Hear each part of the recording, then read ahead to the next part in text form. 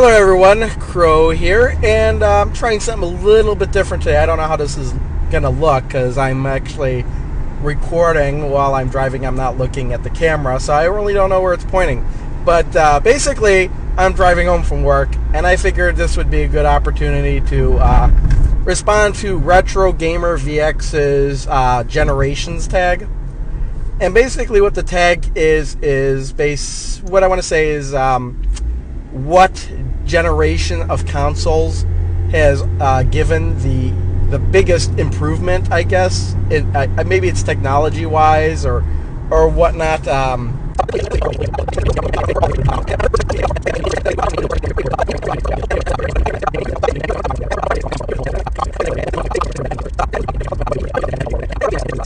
But ultimately, I think the greatest change is going from our last generation to this generation. You know, going from the PS2 to the PS3, going from the GameCube to the Wii. And it's not really because of the graphics or the sound. And that's part of the reason why I think it's one of the greatest changes, is because, from previous generations, it was always the graphics and sound that were being improved upon. But in this generation, the whole concept of a gaming console has changed.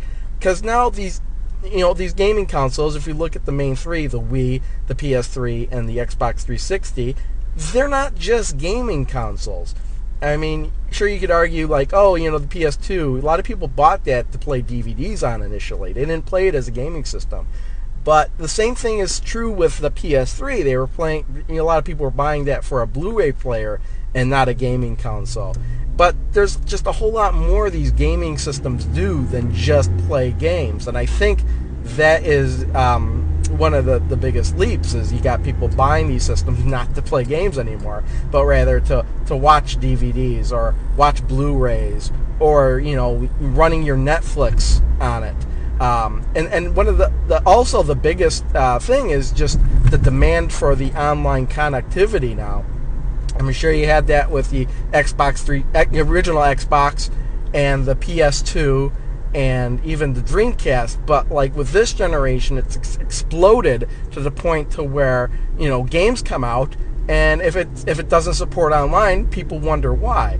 I mean, I'm not really in that group. But, the most popular games are the ones that people want to play online. And, Xbox Live is a big deal. And the PSN network is a big deal.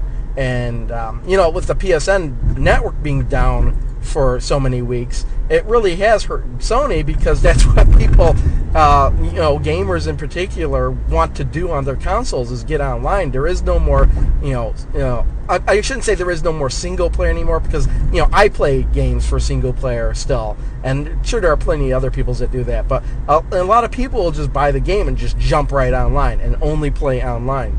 So I think that is where the biggest jump is, just everybody going online with these systems. And also we got, you can just browse the internet on these systems, update your Facebook, do all this other stuff, that's not gaming related. These systems do so much more than play games anymore. Well, I'm pausing the video right now and I'm adding this commentary in post-production because I forgot to mention that another big change is this change from regular controllers to motion controllers and other types of controlling your game in an effort to try and get gaming more mainstream. I mean, you've got the PS3 with the Move, and you've got the Xbox 360 with the Kinect, but the big one is the Wii, and that's mainly because the system right from the get-go was dedicated towards motion, controlling. It's not something that was added on later.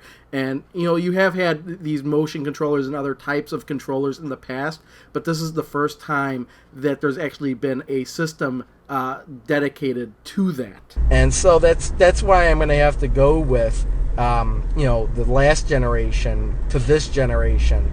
And I would say the numbers of the generations, but I can't think of them right now because I happen to be just driving. So I have no idea how long this video's lasted. I'm just driving down the road here, trying to get home. But I'll edit this up when I get home and post it shortly thereafter. Thanks again to RetroGamerVX for doing a tag that is not absolutely insane.